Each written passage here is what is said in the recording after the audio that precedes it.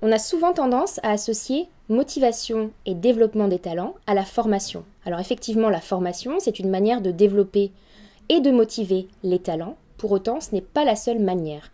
Ce que nous avons développé dans la boîte à outils de la motivation, c'est qu'un développement motivant et efficient s'inscrit dans une démarche globale qui s'appuie sur 5 grandes clés réunies dans un plan de développement individuel. La première clé, la base du développement des talents, c'est de leur permettre de mieux se connaître.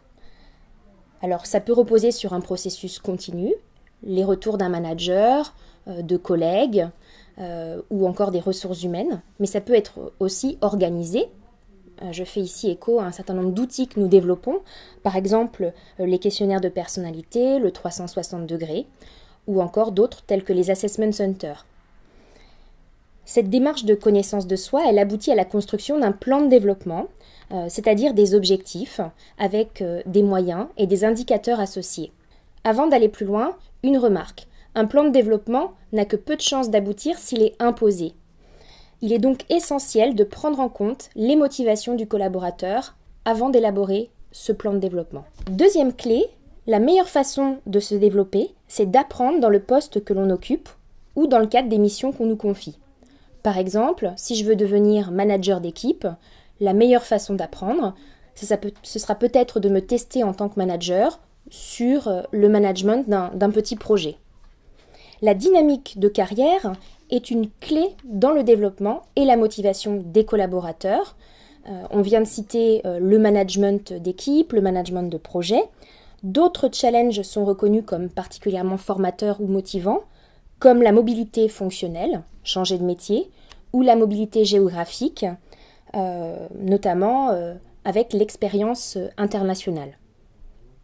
Parmi les écueils à éviter, attention donc à ne pas confondre rotation des talents et un turnover excessif sur les postes.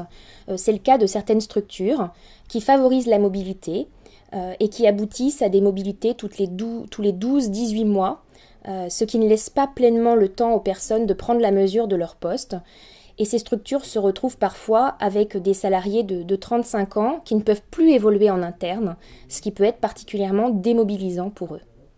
Troisième clé, la formation n'en reste pas moins une manière motivante de se former et de se développer. Simplement, à côté des manières traditionnelles de se former, sont apparues de nouvelles techniques. Par exemple, les ateliers managériaux, sortes de formation-action entre pairs qui peuvent être particulièrement motivants. L'observation d'une personne, le mentoring, le coaching ou encore le e-learning avec les nouveaux systèmes de business game qui là encore peuvent être très motivants. Sur le fond, des sujets qui étaient auparavant écartés sont aujourd'hui reconnus comme extrêmement importants dans la formation des talents. Je pense par exemple à toutes les formations autour de l'intelligence émotionnelle. Quatrième clé, l'exposition.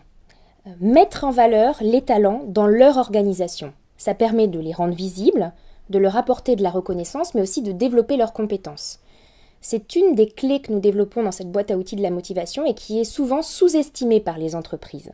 Ça peut passer par des initiatives extrêmement simples, comme la réalisation d'un annuaire d'experts en interne, comme l'organisation de repas en présence de la direction, ou encore la mobilisation de collaborateurs sur des projets transversaux. Enfin, dernière clé, la reconnaissance et la rémunération. On ne peut pas prétendre motiver les talents si on ne les rémunère pas à la hauteur de leurs talents.